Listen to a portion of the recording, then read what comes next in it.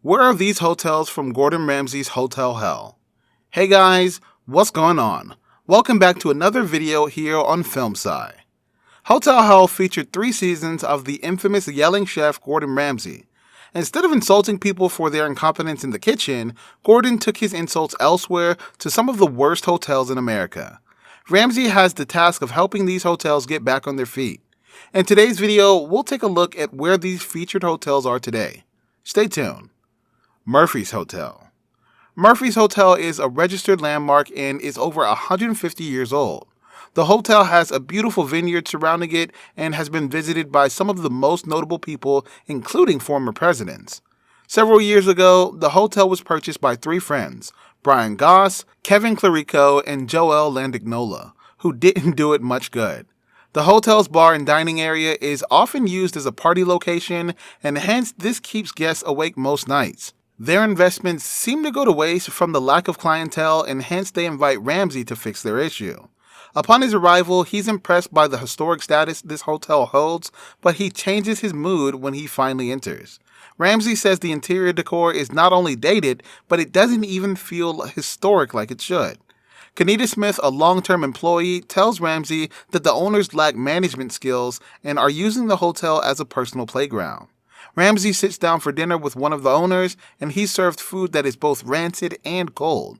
When the owner tries it, he has to agree. Ramsay investigates and finds moldy food rotting in the kitchen. To kick some sense into the negligent owners, he not only tears into them with his reprimands, but sets some ground rules, the biggest being to grow up and do their job if they want to save their hotel. Ramsay brings the staff together and makes some changes. He tweaked the menu, repainted the pink dining room's walls, and gave the hotel a more cohesive decor. The people were thrilled with the new menu on offer. The hotel has 3.5 stars on Yelp with over 150 reviews today. Murphy's Hotel is still running today thanks to Ramsay. Cambridge Hotel. Another hotel that was over 150 years old, Cambridge Hotel was purchased by John Imhoff and his family. Despite the existing clientele, the Imhoffs were incapable of upholding the quality of this historic hotel, which is why they enlist the help of Ramsay. The owners admit they lost over $200,000 in 2 years since they purchased the hotel. Wanting to inspect the food, Ramsay sits down and everything he's served is both boring and cold. The next morning, Ramsay gathers the guests and owners together and makes the customers vent out their frustrations about the hotel. They complain about several things like hair being found all over the room, to beds being broken and door locks not functioning. Their overall reaction seemed like they'd never return. Over the night shift, Ramsay and his team work on the hotel to make it more welcoming. He modernizes the dining room with wooden flooring and white drapes and removed the ugly floor wallpaper. The hotel also received $75,000 worth of new linen and towels to replace the old ones. The menu was also changed.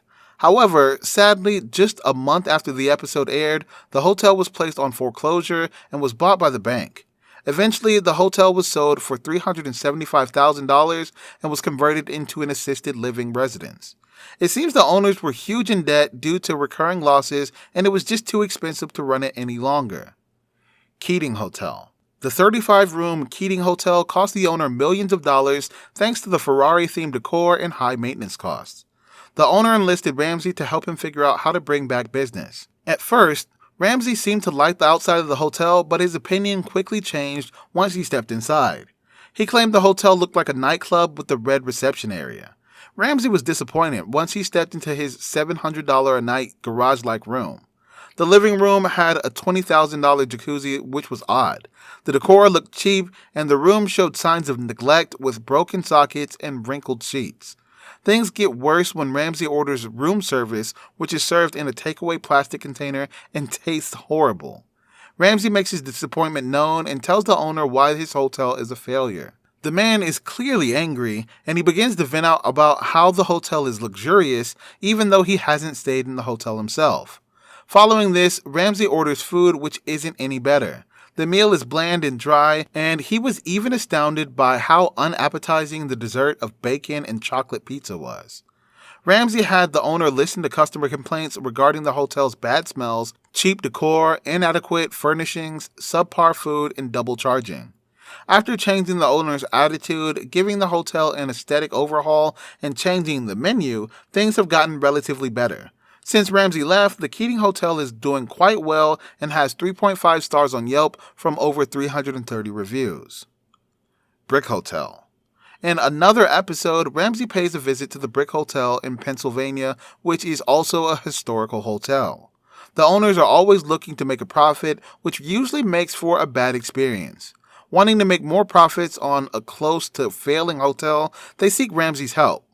Right before entering the hotel, Ramsay meets a group of ex-employees who believe the staff's turnover is in the hundreds.